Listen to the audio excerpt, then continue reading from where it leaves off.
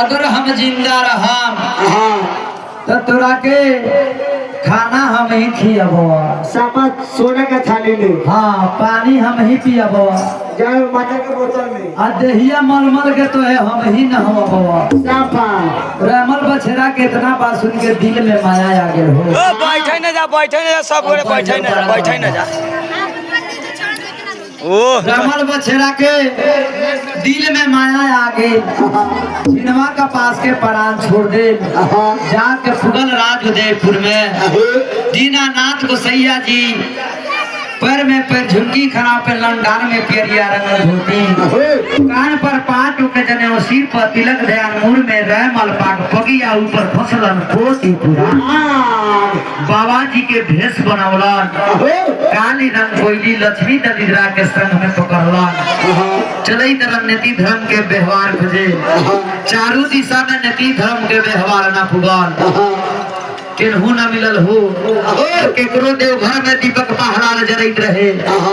न अगना में हनुमत के ध्वजा रहे, ओ बिया जी का स्वयं बोला अपना में बोला अपना तो अपने बारी कैसे होता है? चलो ठीक बात बा का कहिता हो, का कहता हो, चारों झुक के उगल देवता चारों दिशा में खोज के कहीं के कोई नीति धर्म के मिलैता पुगैता कहाँ जाके एगो 14 कोस के राज रहे राज धर्मपुर, वही राज धर्मपुर में पुगैता दीनानाथ गोसैया जी काली कोयली आ लक्ष्मी दलिद्रा हो,